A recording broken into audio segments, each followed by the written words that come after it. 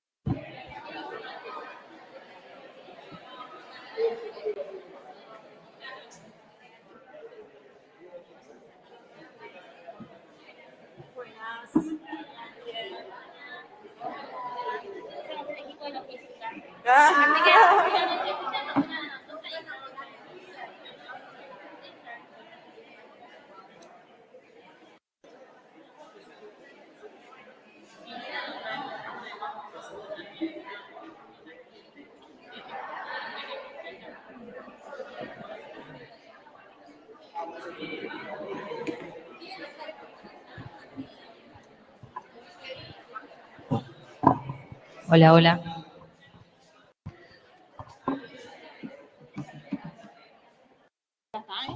¿Escucha?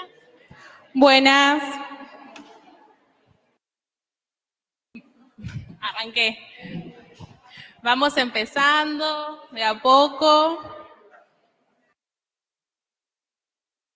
Bueno, el panel del día de hoy es sobre desafíos en la intervención fonoaudiológica desde un enfoque sociocomunitario. Este panel está enmarcado en el eje de fonoaudiología desde sus distintas áreas y ámbitos de intervención. Tiene como objetivo buscar visibilizar la amplitud y diversidad en los ámbitos en los que se ejerce la práctica, destacar la inserción tanto en el sector público como en el sector privado y su presencia transversal tanto en campos de salud como de educación. No busca restringirse únicamente a espacios institucionales tradicionales, sino tener en cuenta la intervención fonoaudiológica que se desarrolla en múltiples escenarios, respondiendo a características y necesidades de los distintos territorios y comunidades. Es entender que las prácticas profesionales se encuentran atravesadas por distintos contextos sociales y sanitarios y en qué contextos se inscriben, lo que posiciona la fonoaudiología como una herramienta clave para garantizar el derecho a la comunicación y a la...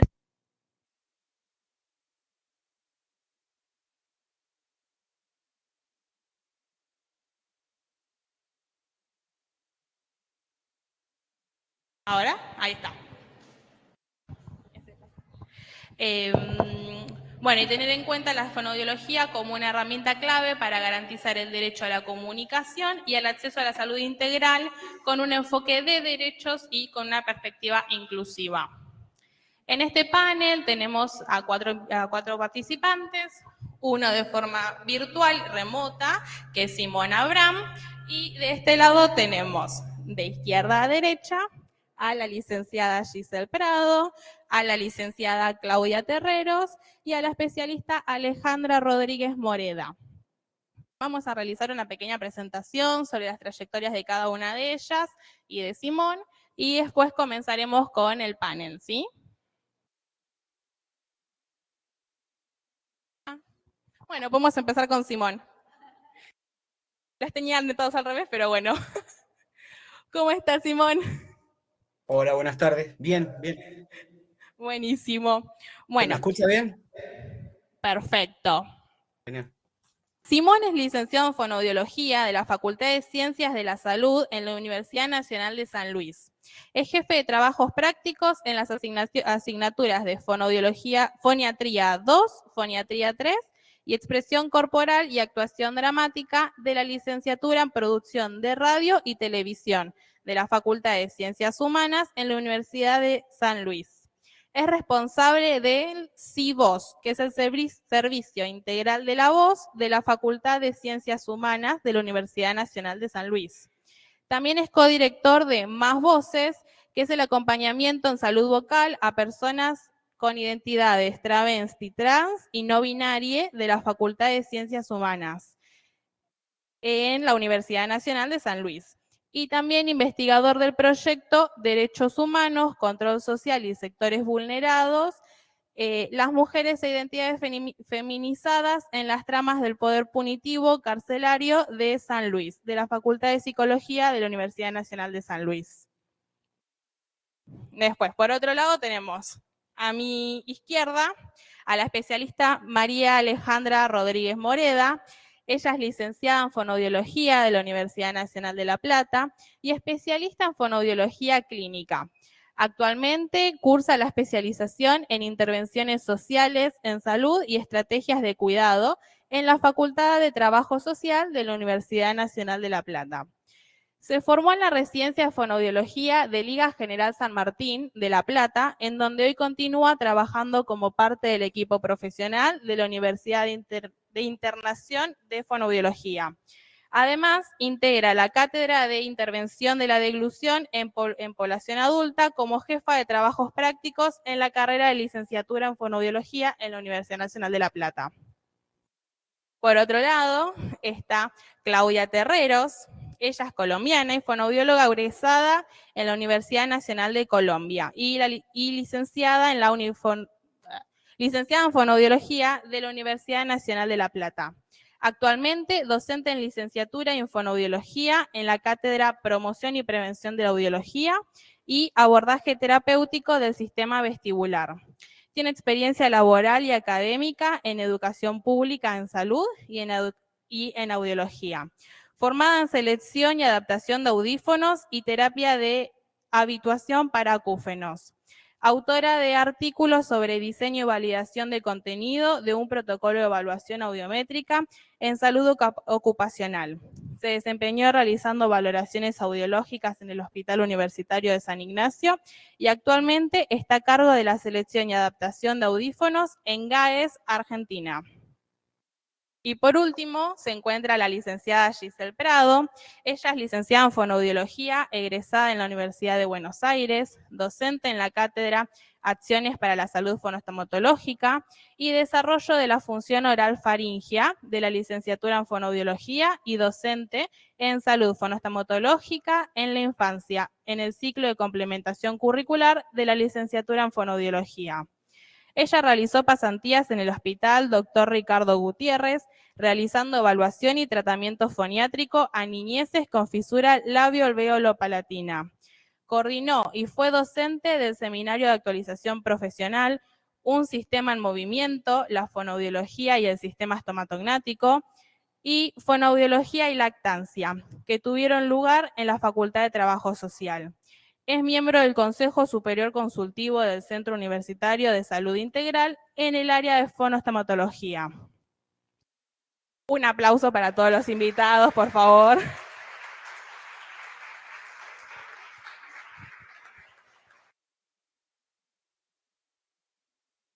Bueno, comenzando el panel, me gustaría de a poco que cada uno vaya contando cómo es que se da su inserción en el área en la que actualmente se desempeñan. No sé si quiere empezar Simón. Bueno, no hay ningún problema. Empiezo yo así, después me callo y escucho. ¿Se me escucha bien, no? Sí. Perfecto. Bueno, yo voy a contar un poquito la historia de nuestro proyecto, porque empieza como un proyecto. Hoy ya podemos decir que es un servicio. Nosotros brindamos un servicio de acompañamiento en salud vocal a personas con identidades travesti, trans y no binarias. Surgió primero, yo me dedico a la voz desde que me anoté en la carrera, creo que fue la razón por la que me anoté y estudié esta carrera. Me gusta mucho la voz. Después, durante mi cursada, descubrí que aparte de que me gustan mucho las voces, principalmente me gustan mucho los sonidos de las voces. Creo que es algo que es lo que más me llama la atención. Las voces trans, las voces travestis, vienen a romper con todo lo que conocemos, con todo lo que aprendimos, con todo lo que todavía se sigue enseñando. Y bueno, eso me llamó mucho la atención. Me puse en la búsqueda de proyectos similares o de esta temática a nivel nacional y me encontré en un momento como de mucha soledad. Si bien habían algunos trabajos de unos colegas con los que después tuve contacto, sobre la temática se había investigado muy poco, había muy pocos artículos, creo que uno solo. Y bueno, eso fue como decir, bueno, si no existe, habrá que crearlo y crearlo desde cero. Y bueno, pensé primero, lo que me disparó la duda fue cómo son las voces trans, ¿no? Dentro del espectro. Nosotros, cuando nos formaron, nos enseñaron que las voces agudas eran las femeninas, las masculinas eran los tonos graves. Y bueno, quedaba todo un espectro entre medio muy amplio de personas, de seres humanos que no estaban contemplados dentro de esos dos extremos. Entonces me llamaba la atención saber si estaban dentro del espectro,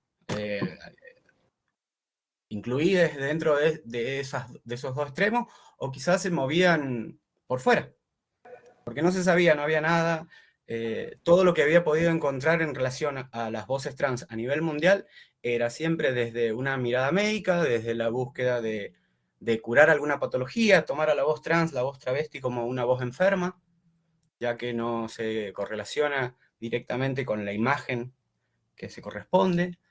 Entonces era siempre desde un lugar donde más que sumar restaba. Entonces dijimos, bueno, ¿qué vamos a hacer?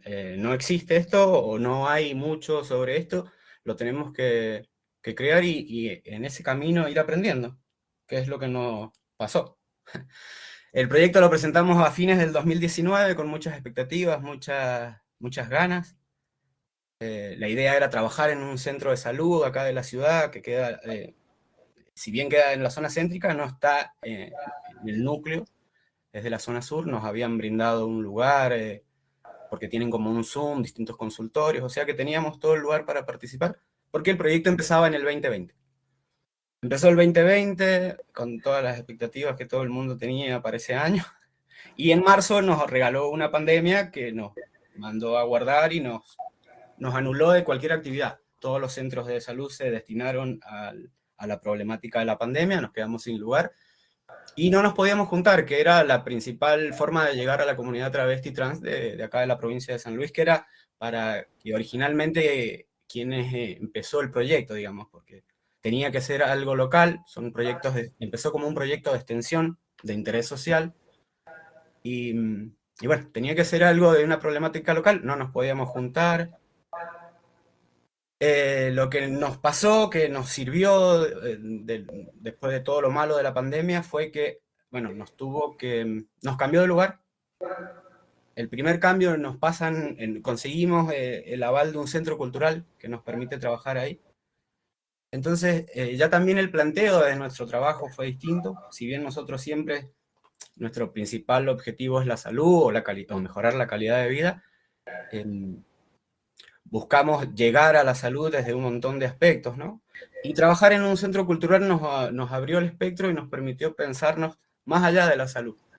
Pensarnos desde la cultura, pensarnos desde el arte, desde la música, desde los sentires. Entonces nos dimos cuenta que el trabajo fonobiológico no era todo lo que se necesitaba, ni lo único que se necesitaba, sino que había que hacer un trabajo más amplio y de manera interdisciplinaria.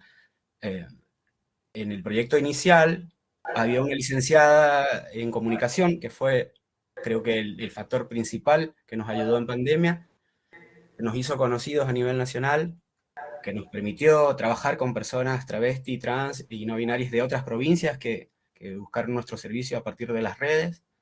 O sea que, por un lado, nos limitó con la gente de acá, pero nos amplió nuestro espectro a nivel nacional y nos hicimos conocidos también en todos lados. Podemos todavía tener la chapa de ser la única universidad nacional que brinda este servicio. El servicio se brinda de manera gratuita y las atenciones pueden ser tanto particulares como grupales, tanto presenciales como virtuales. Comenzó siendo un proyecto de extensión. Los proyectos de extensión tienen un límite.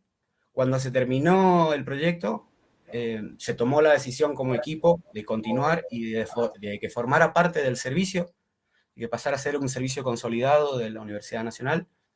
Es un servicio que brinda la Facultad de Humanas y está dentro del Servicio Integral de la Voz, que está a cargo de las cátedras de foniatría, porque trabajamos con los locutores. La carrera es de licenciatura en producción de radio y televisión, pero tienen el título medio de locutores, por eso tenemos tanta participación los fonos. Entonces, bueno, al ser un servicio consolidado tenemos más aval. Este año hemos presentado un equipo nuevo, de forma a todo el equipo de trabajo. Nosotros no somos solamente fonos, es más, en el proyecto como fonos que trabajan de manera directa hay 2 nomás, después tenemos asesores, pero la mayoría de nuestros integrantes son estudiantes de producción de radio y televisión, que son los que generan nuestros contenidos, los que van a grabar las cosas que vamos a hacer, los que van a difundir el material que nosotros vamos a generar. Tenemos personas que son integrantes del colectivo travesti trans y no binarias de la provincia, tanto desde el lugar como activistas y como profesionales de las distintas áreas que ellos manejan. En este año nos ha tocado que forme parte de nuestro proyecto una alumna de la licenciatura en periodismo, un alumno de la licenciatura en producción de radio y televisión, quiere ser locutor, el Santi, un colaborador muy importante porque yo vi su proceso desde el primer año. Y bueno, cómo se va afianzando la voz, cómo va creciendo la confianza, cómo el tema identitario empieza a tomar fuerza, ¿no? Cuando las personas tienen más herramientas. Y bueno, la suma de toda esta gente nueva al proyecto también ha cambiado las miradas, ha cambiado las formas de trabajo. Nosotros siempre nos paramos desde el lugar de brindar un acompañamiento. Nosotros no venimos a curar nada, a no ser que haya una patología. Para nosotros las voces travesti y trans no son patológicas, sino que pertenecen al espectro de la voz humana. Y bueno, teniendo en cuenta esa característica principal, es nuestra forma de trabajo. Trabajamos a demanda, es decir, escuchando a la otra persona, porque en esto de las voces trans hay como unas líneas muy claras. Está desde la perspectiva médico-hegemónica hay una patología, hay que curar, hay que intervenir, hay que operar. Y bueno, desde las perspectivas feministas, de las perspectivas transfeministas, que es de donde nos paramos nosotros, hablamos de acompañar los procesos, de acompañar y de respetar las decisiones. Es decir, nosotros podemos ser muy no binarios, pero si una persona travesti nos plantea que quiere tener su voz más femenina, es decir, que su voz se escuche con otros tonos, que tenga cualidades de la feminidad, es decir, que feminicemos su voz, nosotros tenemos que acompañar ese deseo y respetar esa búsqueda. Entonces, desde ese lugar es que construimos un servicio que brinda eso, un espacio de escucha, de intercambio. Creo que los profesionales que formamos parte de este servicio hemos sido los que más hemos aprendido en este tiempo. Ya llevamos 5 años en en este trajín.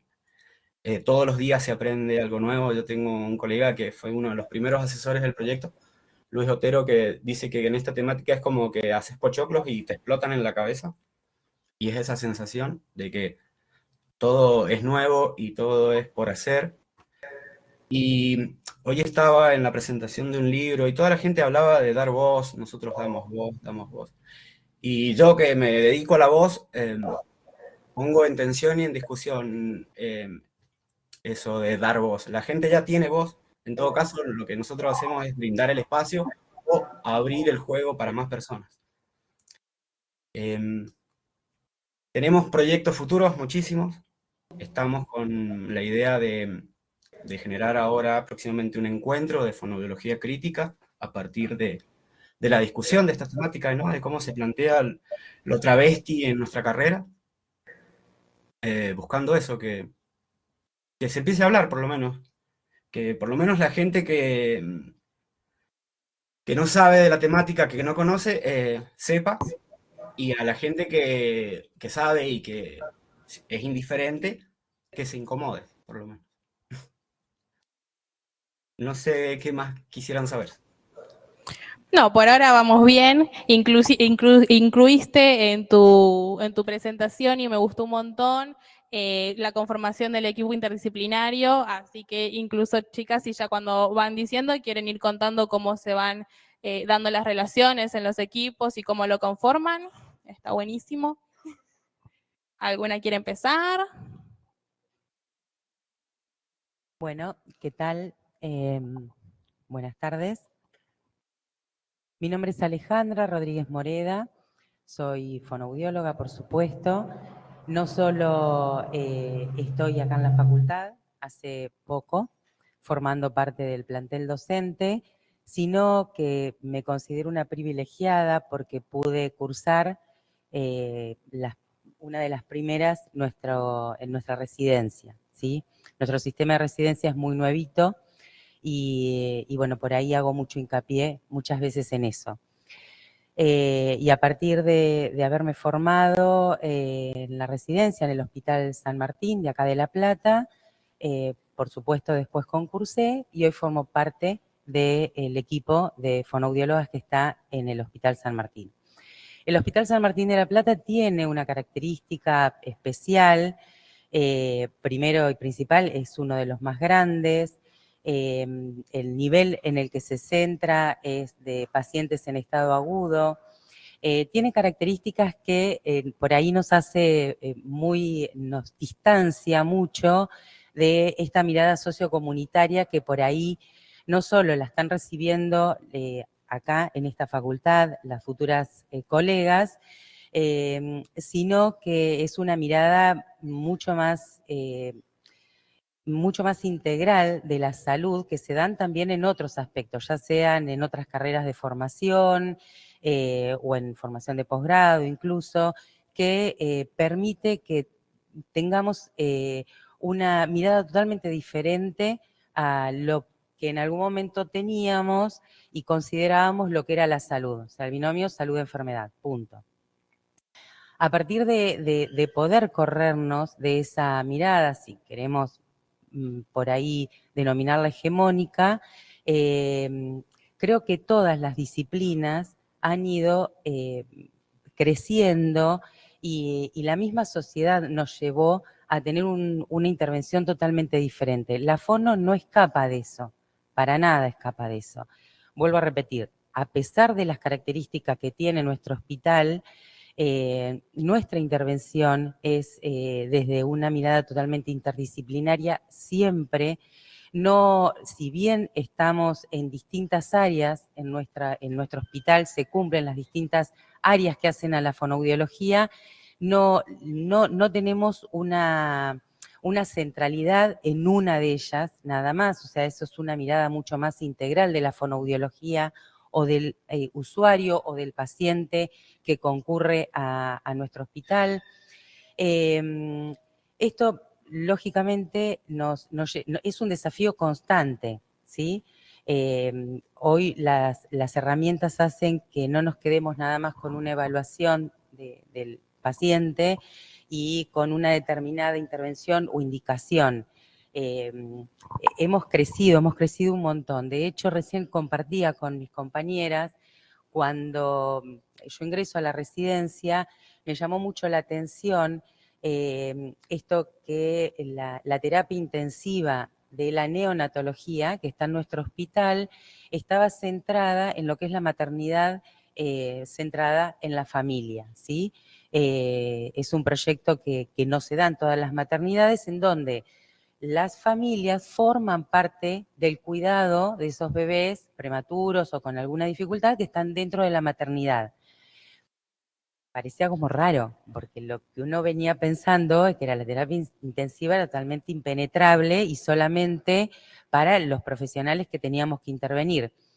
Poquito tiempo después, cuando empiezo a rotar en lo que es la residencia, en lo que es la terapia de adultos, también noto que todo el equipo de salud que formamos parte de la atención de ese paciente crítico, también tiene en cuenta, considera, valida lo familiar, ¿sí? Entonces, cuando tenemos esa mirada, ya deja de ser una mirada totalmente centralizada en el proceso de, bueno, hay una enfermedad y cómo lo abordamos para lograr una situación óptima.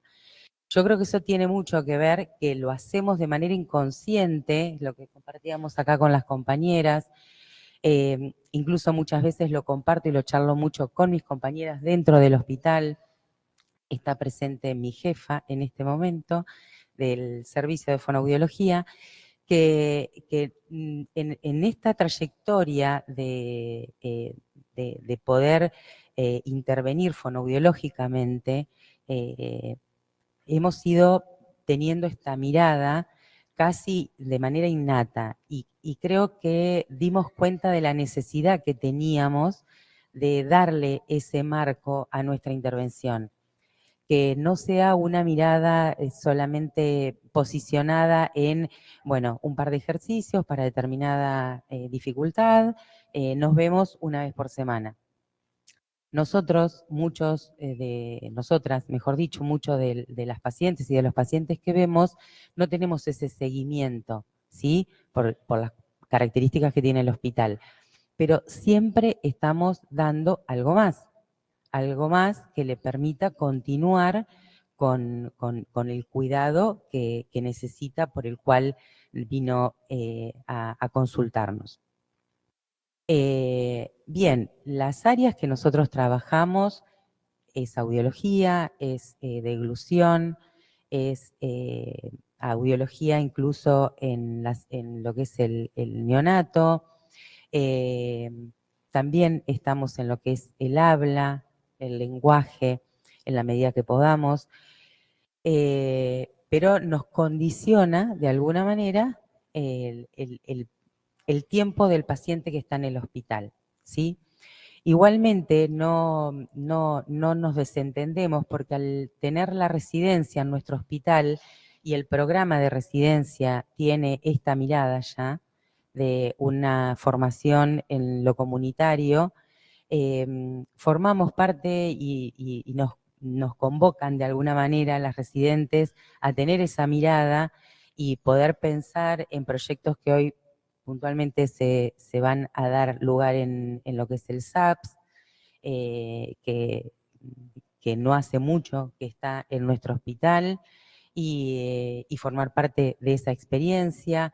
Y tiene que ver con esto, tiene que ver con nuestro salir del hospital propiamente y empezar a formar parte de distintos espacios que están cercanos por ahí al hospital y que podemos también intervenir de alguna manera. Esa creo que es la idea.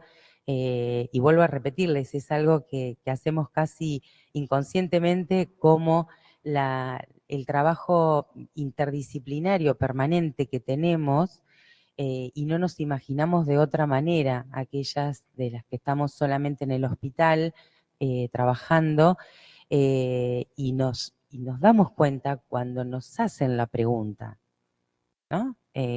¿Trabajan interdisciplinariamente? nos miramos y decimos, "Pero no se nos ocurre de otra manera".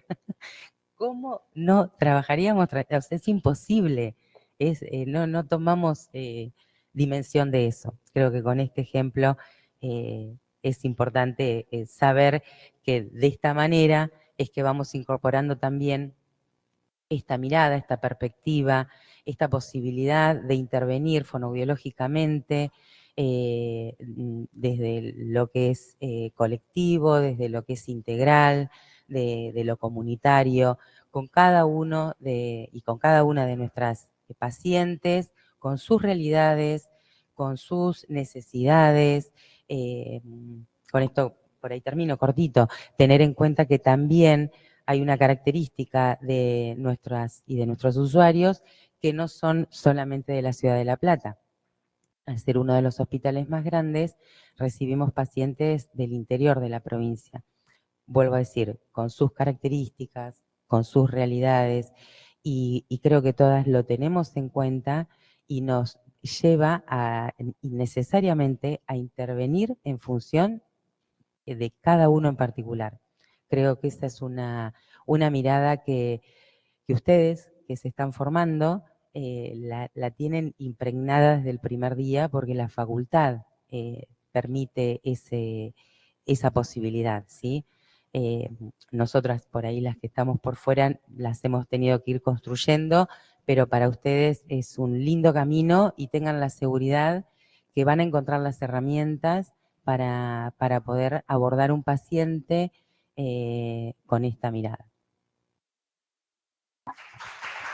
Muchas gracias, Ale. Bueno, le damos la palabra a Claudia, así ella nos va contando cómo es que se desempeña en su área, qué la llevó a trabajar de esta forma y si trabajan de forma interdisciplinaria. Bueno, buenas tardes.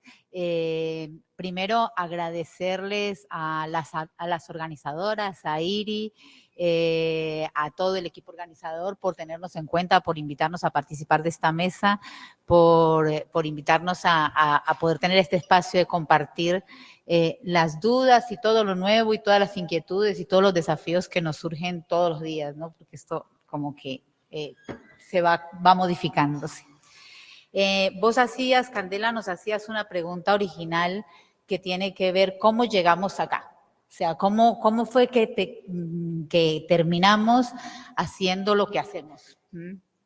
Y yo pensaba con relación a esa pregunta que en mi quehacer profesional he tenido como dos ejes grandes. Uno, la audiología, o sea, la salud auditiva como un marco que genera el quehacer profesional, pero el otro, la educación popular en salud. Y yo creo que a esos dos ejes y a esa elección llegué gracias a que caí en la educación pública, como dirían algunos. Yo sí agradezco, agradezco haber sido formada y haber estado siempre permanentemente ligada a la universidad pública, a la educación pública, porque creo que, como decía Freire, la cabeza piensa donde los pies pisan.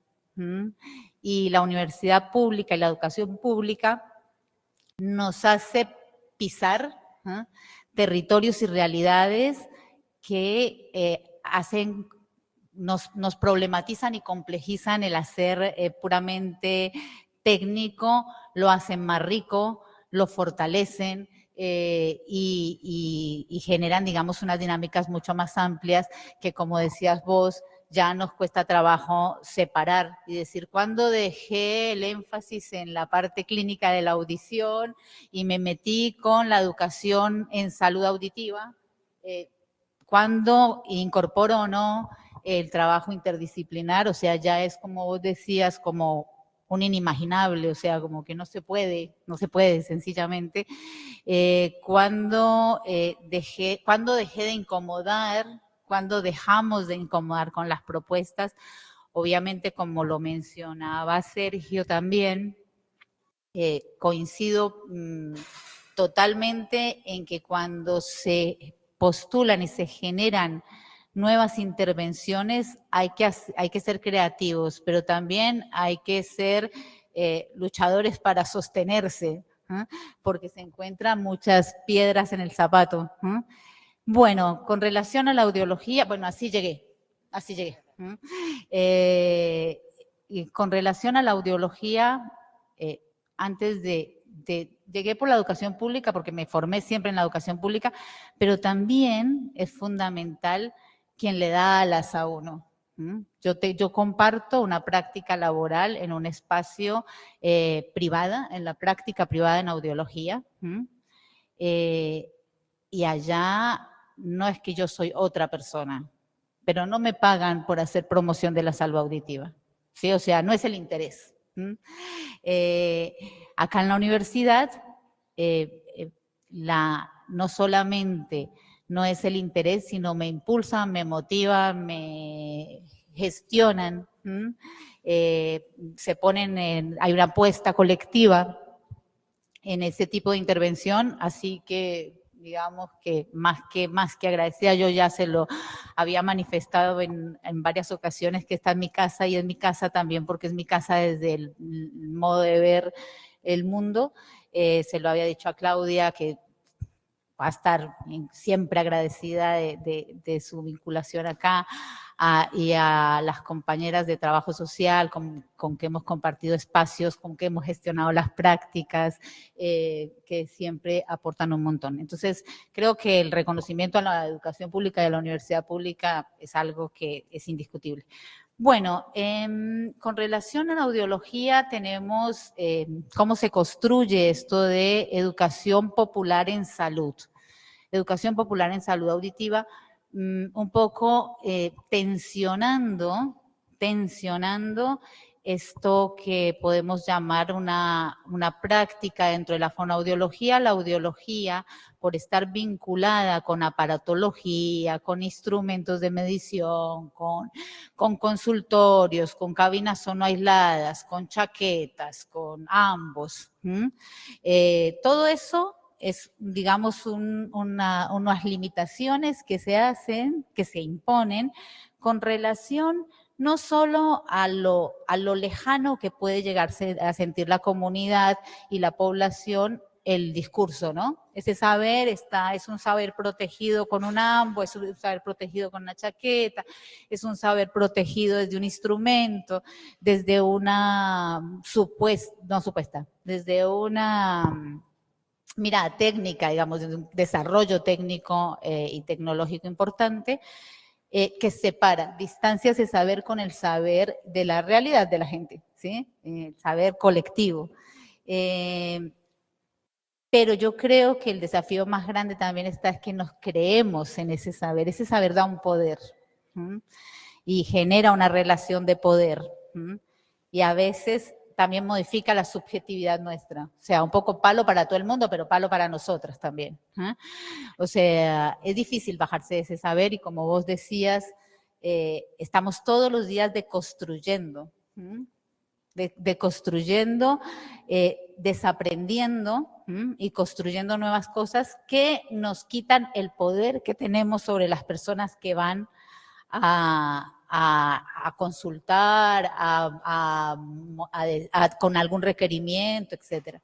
Entonces me parece que esa es una pelea bien grande, y es con nuestra propia subjetividad, con nuestros propios valores, con nuestra propia mirada con relación a la distancia que ponemos con la persona que accede y entender la salud como una integralidad, entender la salud como un derecho, entender la salud auditiva no como la salud auditiva, que eso también es otra de las limitaciones, o sea, como que la hiperespecialización, digamos, que tiene esta área. O sea, entonces casi somos especialistas de oído derecho, digo yo, o de oído izquierdo, y eso nos cercena, eso nos castra el conocimiento, nos castra la mirada, nos castra la posibilidad de intervenir adecuadamente sobre el bienestar comunicativo de las personas y el impacto en la calidad de vida. Comparto con mis compañeros, así que bueno, en todos los espacios en donde estoy en la práctica privada, que parece estar demonizada y tampoco lo es, porque yo sigo siendo yo, Cuando intervengo a una persona, hago una audiometría en un espacio clínico, cuando tengo que evaluar los umbrales auditivos, cuando tengo que evaluar y medir cómo se mueve el tímpano, sigue siendo yo. Y no quiere decir que yo me limito a registrar esos datos, sino que esa interpretación de esos datos se da desde una mirada sociocomunitaria. Es decir, yo tengo en cuenta para qué estoy midiendo esto y qué necesita esa persona en su contexto, en su vida, en su calidad, qué implicaciones tiene para esa persona su pérdida auditiva si la tiene. ¿Qué debo hacer yo con relación al acceso a la salud que tiene esa persona o a la atención en salud? ¿Cómo yo le facilito, nosotros le facilitamos de entrada con un trabajo interdisciplinario la rueda y la ruta por diferentes profesionales que tardan, digamos, su intervención. Eso me parece que es como también un tabú pensar que en lo clínico yo no puedo, que en lo clínico individual particular con consultorio, yo no puedo o tengo que abandonar mi mirada sociocomunitaria. Tampoco es una garantía que yo esté en territorio, llámese barrio, escuela, empresa, fábrica, con trabajadores. Eso no garantiza que yo esté rodeada de ese entorno y que le aplique una encuesta a unas personas o que mida la salud auditiva de unas personas, no garantiza que esté aplicando ningún modelo sociocomunitario. También hay que bajarse de esa nube, ¿no? O sea, a veces los instrumentos mismos, vamos y llevamos instrumentos de lo clínico a lo comunitario sin hacer ese clic, que no es una tarea fácil, no la tenemos clara, para nada clara, o sea, esto lo venimos construyendo, lo venimos haciendo, y creo que eso también es algo de lo que Sergio planteó, que como que se va construyendo todos los días, es algo que está como en continuo aprendizaje, ¿no? Eso, pero yo creo que el centro es mirarla desde la educación popular en salud, eso me ha dado el norte.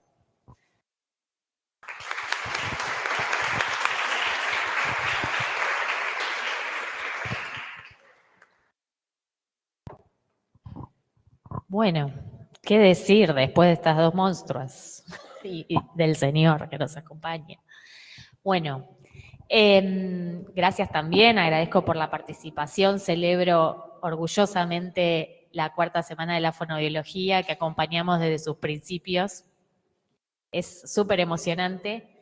Y cuando me invitaron al panel, más allá de pensar en mis prácticas profesionales actuales, me remontaron a pensarme en una graduada reciente que pasaba, ¿no?, a mis 20 y piquitos, que arrancaba en el mundo de la fonoaudiología, en donde por una cuestión o por otra transité diversos espacios públicos y privados, con infancias y con adulteces. Si tengo que decir un resultado de ese recorrido es que la interdisciplina es un sí rotundo. No me veo no estando con otros de diversas disciplinas que enriquecen mi mirada, que dialogo, que construyo, que debato, que no es tarea sencilla, que tensiono, no me pongo de acuerdo. A veces los territorios de las disciplinas es, che, esto es más de fono, pará, ¿qué estás haciendo, no? O esto es más de allá, de acá. Hay terrenos que se comparten y es súper válido y enriquecedor, ¿no? Y hasta dónde podemos llevar nuestro diálogo para que podamos crecer ambos, ¿no? Las cantidades de disciplinas que estén interviniendo de acuerdo a la situación. Y eso me pasó en el ámbito público y en el ámbito privado también. Sí, debo reconocer que mi formación fue médico hegemónica, pero de acá a la China. Estoy muy orgullosa que soy egresada de la universidad pública, con todo este recorrido me enseñó un montón y ha dejado una huella muy importante en mí también, pero siempre en esto de mis intervenciones, cuando me quedaba pensando, bueno, ¿cómo hago? ¿Tengo que hacer este test, este otro? ¿Cuál elijo? ¿Qué hago ahora? Me recibí, ahora tengo el sellito, todo muy lindo, pero ¿y? la que pone la firma ahora soy yo, pongo este diagnóstico, no lo pongo, bueno, a ver, más allá que uno está en diálogo con otros y las supervisiones y demás, lo que está en juego ahí es, bueno, a ver mi saber, ¿qué aprendí? Y este saber, ¿cómo se ajusta a esta realidad? Porque eso no venía en el manual, ¿no? Eso no estaba en ninguna materia. ¿Cómo adapto este test a este chico que no me está entendiendo ni la consigna? ¿Qué hacemos? Entonces, bueno, después en otro recorrido con este tema de la ponencia me ponía a pensar cuando trabajaba en hospital, en donde atendíamos chicos con FLAP, donde podíamos verlo una vez por mes y el siguiente turno era el mes, lo que hacía, bueno, hola, ¿qué tal? Lo primero que te voy a anotar, recetario en mano, el turno del siguiente mes. No te lo vayas a perder por nada, porque perdés el turno, mamá. ¿Cómo bajaba esa? Porque a veces uno, ¿no?, viene con todo este tema de lo sociocomunitario, que en ese momento, bueno, no tenía ese rótulo, digamos, era lo que te nacía, digamos, un poco innato, que nombraba Ale. Pero la bajada de línea institucional en donde uno se ubica, hay normas explícitas y hay normas implícitas, ¿no? Seamos sinceros, en donde, bueno, tenés que hacer esto. ¿Cómo lo haces? Y entonces lo primero que hacía, bueno, te voy a anotar el turno, no te lo pierdas por nada. Y después faltaba, digo, pero mirá que le remarqué que no falta. Y después te contaba, no, es que no pude cargar la sube. No, es que me salió una changa y no lo pudo traer mi mamá, la abuela, ¿no?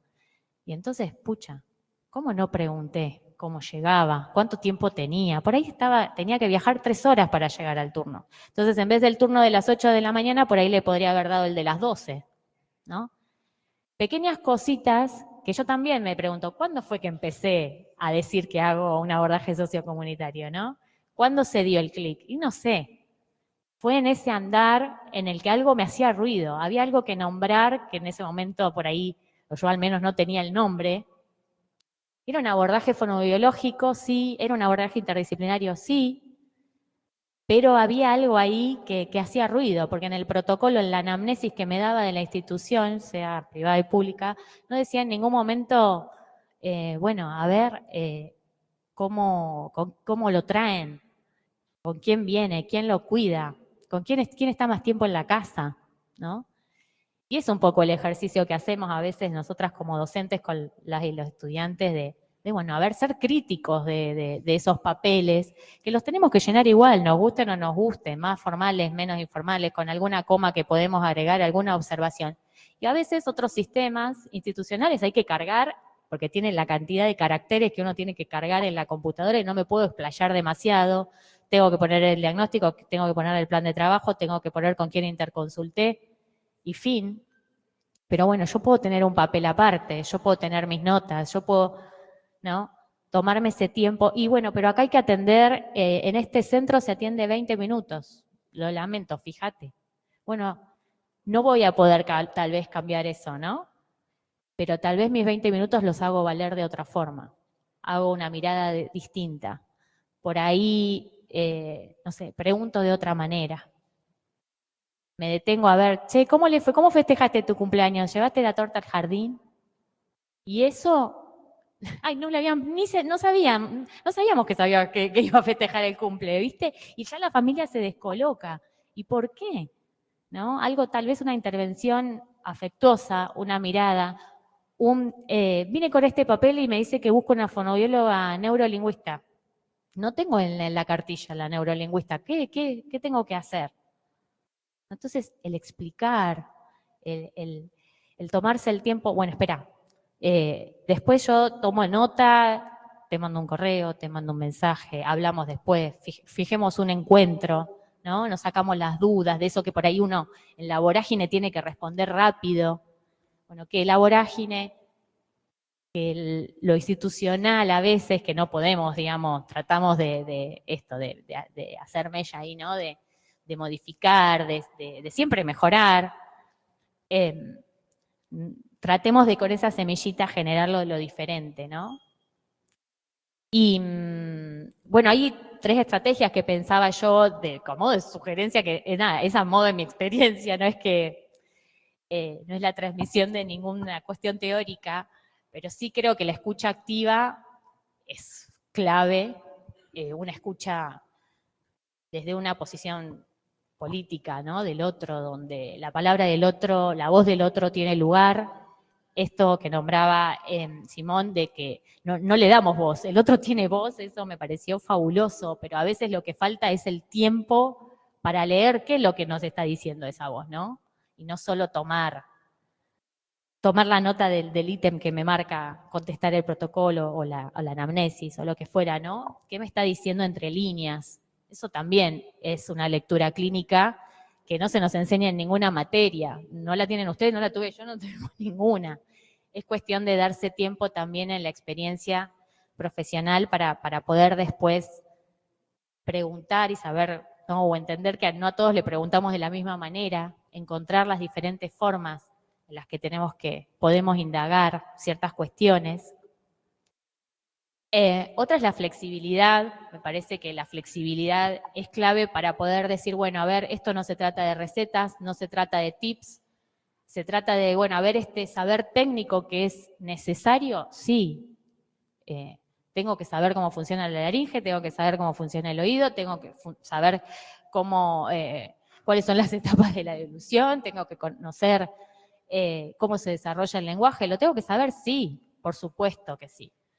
Pero eso no implica que yo no pueda tener una mirada empática, una mirada justamente creativa, ¿no? Y ahí está el tema de la mano del artesano clave, me parece, en donde poder decir, bueno, a ver, este saber técnico, ¿cómo lo puedo ajustar para la familia de fulanito, para la familia de, ¿no? Para esta infancia, para este adolescente, para este pibe que tiene esta situación y para este otro, ¿no? Ahí creo que es lo difícil, porque es fácil decir, bueno, 2 sesiones fonoaudiológicas, bueno, ¿a dónde va a sacar una fonoaudióloga que no se consigue en ningún lado? Bueno, andate al hospital, bueno, hay 300 años de cola. Bueno, fíjate en la salita de tu barrio, ay, no, justo no tiene, y la mayoría no tiene, ¿no? Bueno, ya conseguí una, pero no me cubre la obra social, porque ¿qué obra social cubre 2 sesiones por semana, no? Entonces, bueno, sí, conseguí una que me cubre por la obra social, que me puede atender 2 veces, pero está a 3 horas de mi casa. Entonces, todas esas estrategias que ponen, bueno, a ver qué priorizamos, porque también necesita psicopedagogía y porque también tiene que ir a kinesiólogo, qué sé yo, ¿no? Entonces, ¿qué priorizamos? ¿Qué estrategia utilizamos? ¿Qué pensamos? ¿Qué oriento? Todo eso se pone sobre la mesa. ¿Es un saber técnico? No, ¿no? Es el corazón, la vocación, es la mente y el alma pensando qué es lo que va a ser mejor para esa familia, para ese adulto, ¿no? Para la etapa que quieran. Y bueno, la interdisciplina creo que también es clave, que eso, bueno, ya lo mencionaron y lo desarrollaron mis compañeras, y la formación continua. No se termina nada cuando terminamos la universidad. Es el escalón, un flor de escalón, ya lo creo, que sí, pero es la puerta, ¿no? A esa escalera. Después, bueno, la residencia creo que es súper importante y necesaria. Ojalá tengamos cada vez más espacios para habitar desde allí, para llevar nuestra formación también, que aunque ustedes la hayan mamado desde el primer día que pisaron esta facultad, sepan que no es en todos los lugares así, y poder llevar el recorrido de ustedes es súper valioso, más allá que después aprenderán más la especificidad de tal área, de tal otra, o porque este hospital se especializa más en tal cosa o en tal cuestión. El tema de los posgrados, ¿no? De los seminarios, pero siempre desde una mirada generosa, no desde una mirada mercantilista, no desde esto de la hiperespecialización en la que dejamos afuera un montón de personas, ¿no? Entonces, bueno, si queremos pensar en una fonoaudiología para más personas, tal vez tenemos que pensar en objetivos que las incluyan justamente, ¿no? En qué objetivos de intervención, en qué objetivos de trabajo, de proyectos, de gestión necesitamos para que esas personas estén incluidas en nuestros abordajes cotidianos, ¿no? Y puedan ser acompañados, espero, cada vez más con este enfoque al que ahora le encontramos nombre finalmente, ¿no? Flor de nombre. Y también pensaba que el nombre de la Semana de la Fonoaudiología no es fonoaudiología y ACV, fonoaudiología y trastorno del espectro autista, qué sé yo. Es fonoaudiología y perspectivas, ¿no? Entonces, ¿cuánto hay para deshilar, para desentramar de ahí, ¿no? A partir de ahí. No estamos justamente en lo chiquitito. Estamos en todas las perspectivas que esperamos incluir, ¿no? Desde este derecho de la salud. Bueno, no sé.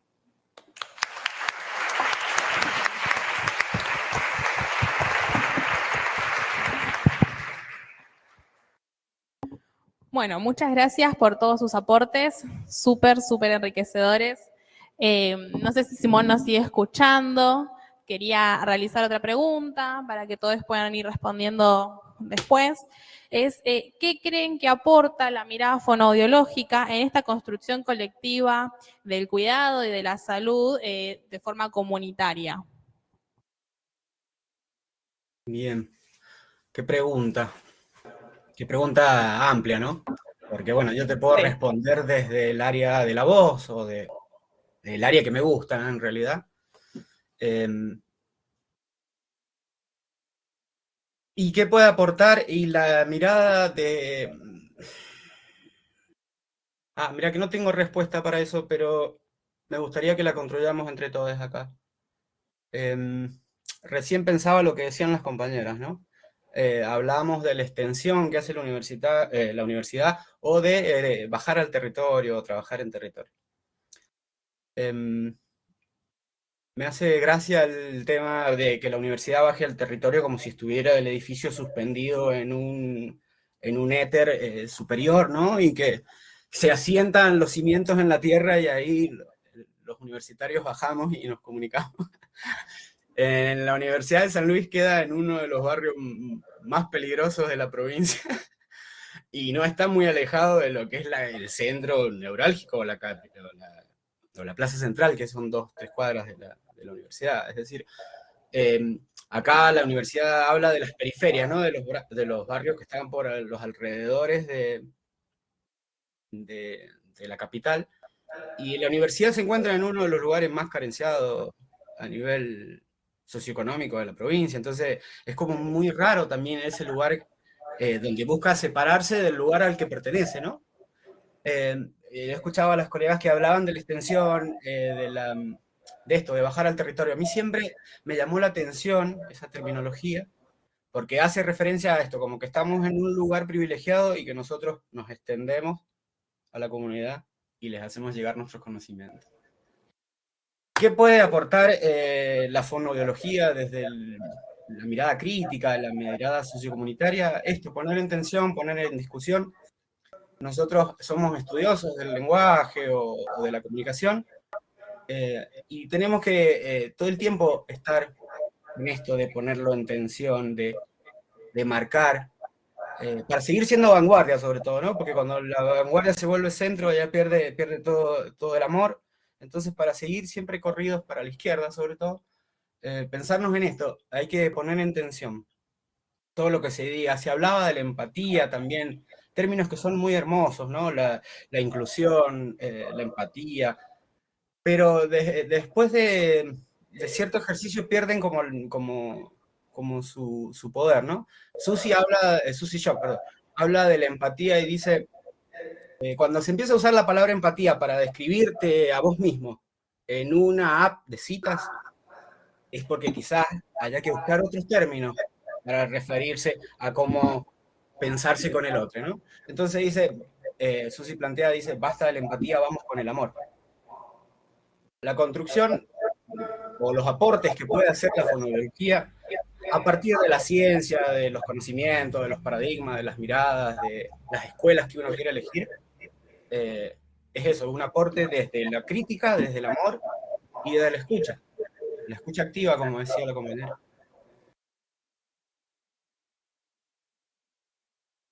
Muy bien, muchas gracias, Simón.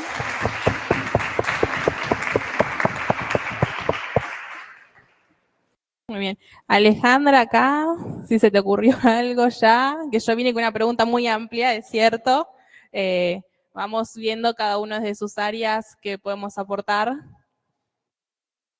Creo que básicamente el aporte está enmarcado en lo que es el acceso.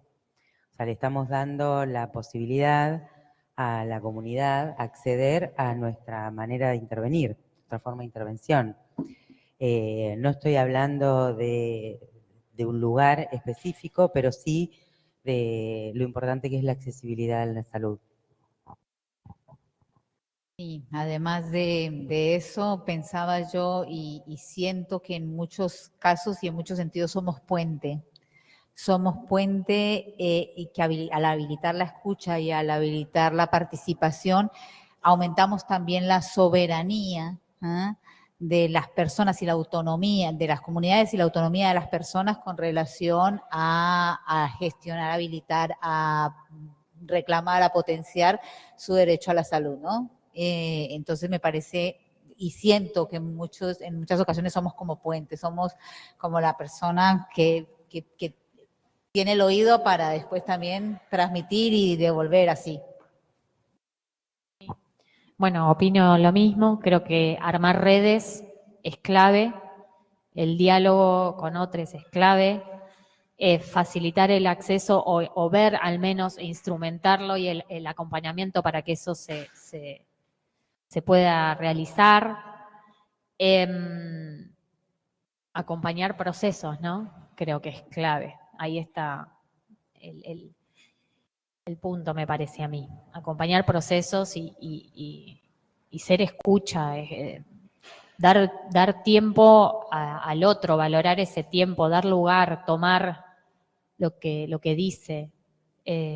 Bueno, creo que ahí hacemos salud también, ¿no?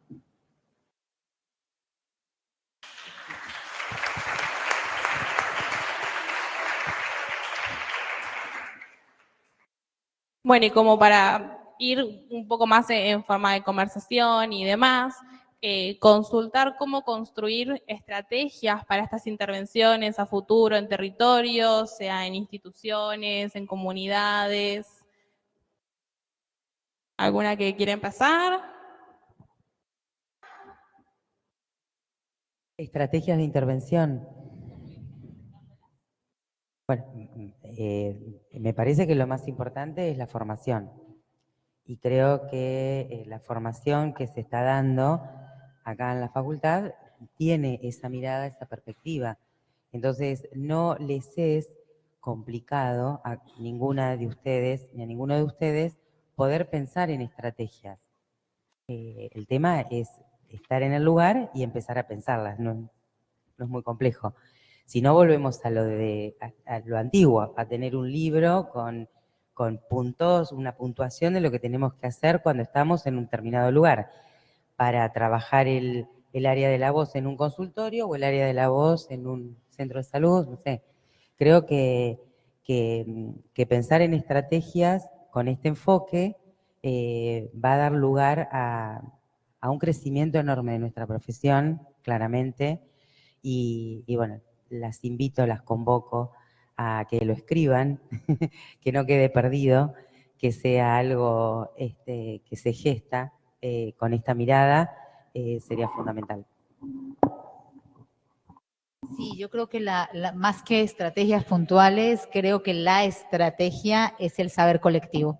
O sea, es el pensar las estrategias colectivamente, involucrando a los sujetos en donde estamos generando algún tipo de intervención. A las familias, a la comunidad, a los promotores de salud, a los hospitales, a los efectores de salud, sí, o sea, hacer como esa construcción de esa estrategia colectiva que primero nos hace sentir menos soles y menos frustradas también en algunos tipos de intervención, y segundo, que salen cosas súper potentes, ¿no? Y Gise mencionaba dentro de la práctica la importancia de la flexibilidad. Yo creo que también saber correrse del saber y dejarse permear por otros saberes, eso genera mucha creatividad y muchas estrategias potenciadoras, ¿no? Sí. Estoy de acuerdo. Sí, creo que el egocentrismo es lo peor que le puede pasar a un profesional que quiere trabajar en salud.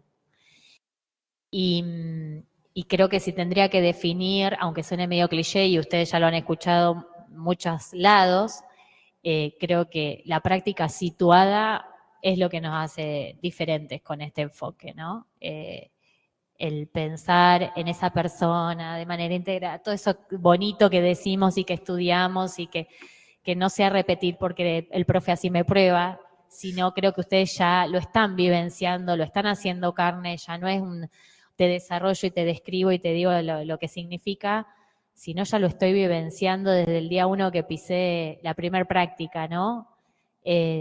Lo estamos haciendo carne en nuestros estudiantes, en nuestras prácticas desde el día 1, cosa que no fue así en otros, o al menos no todos tuvimos esa experiencia, y es la verdad una impronta que te posiciona diferente. Y pensar después en prácticas profesionales el día de mañana, que tengan o no que usar chaqueta, que tengan o no que usar un guardapolvo, pensar en una práctica situada, creo que eso nos hace pensar desde otro lugar. Simón, ¿algo para decir o pasamos a otro aspecto? Yo para decir, bueno, apoyar lo que dicen las compañeras porque me parece que es por ahí. El conocimiento situado creo que es lo que nos marca en estos tiempos un norte. Y que no piensen, supongo que habrá estudiantes, no las estoy viendo, pero me han dicho que iban a estar llenos de estudiantes, que no piensen a las estrategias como una receta, como tener una receta, o como un método, o como un test, como tantos test que han aprendido. Las estrategias son dinámicas, están vivas, cambian. No puede ser la misma estrategia en un lugar que en otro, en un horario que en otro, con una misma persona en distintos horarios no puede ser la misma estrategia. O sea, hay un montón de factores a tener en cuenta. Uno cuando, por ejemplo, en el caso de la voz, cuando habla de la voz y le da tantas características, que es la expresión del alma y el sentir del corazón y un montón de cosas, no se tiene que olvidar de todas esas características a la hora de la intervención, ¿no? No se tiene que olvidar de que esa persona tiene una historia, tiene un presente, tiene un deseo de futuro, vive en un lugar con un clima determinado, se alimenta de una manera determinada, la geografía determina también nuestra forma de hablar y nuestra forma de sonar. Que no se pierda por pensar en un test o en un método. Hay muchos métodos con apellidos, ya los habrán visto en los libros, que la estrategia signifique eso. No, la estrategia piénsenlo como algo más suelto, más libre, más orgánico, que se tiene que mover, que tiene que cambiar y que tiene que estar puesta en tensión todo el tiempo. Cuando hablo de poner en tensión, hablo de que no aceptemos las cosas ya masticadas, ¿no? Sin tener el signo de pregunta ahí prendido por las dudas. Por más que nos los haya dicho alguien muy querido, alguien que respetemos mucho, alguien que sigamos desde cemento. Bueno, muchas gracias. Quería abrir un poco el espacio a que puedan hacer preguntas, si tienen alguna consulta para alguno de los participantes específicamente, para que sea respondido por más de uno.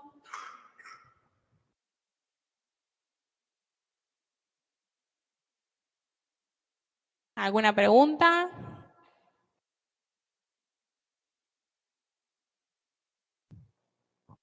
Bueno, entonces podemos ir de a poco dando por finalizado el panel. Agradecerles por todas las intervenciones que nos llevan a pensar, obviamente, por un lado, mucho el trabajo interdisciplinario, que muy bien lo describen y muy bien hablan sobre los aportes que nos va dando y cómo se va construyendo de a poco, que no es algo que, bueno, hoy me pongo a trabajar interdisciplinariamente, así que bueno, eso aporta un montón. Muchas gracias por participar, muchas gracias Simón. Si nadie tiene ninguna pregunta para hacer, damos por finalizado el panel. Sí, yo quisiera decir algo antes de terminar. Sí, Simón. Primero, agradecer la invitación a Claudia, que siempre me tiene en cuenta, a ustedes por toda la logística que implica tener a alguien en la virtualidad, justo esta mañana también estábamos con un evento con alguien en Córdoba y sé lo que es todo el trajín, así que muchas gracias que se hayan tomado este trabajo para escucharme un ratito. Y decirles a los estudiantes que pidan, si no hay, que lo pidan. Si ven que hay algo que falta en la formación, que lo exijan, que lo demanden, y que no permitan que les roben la chispa, que no pierdan la magia, que la academia no les quite el fuego. Nada más. Muchas gracias, Simón.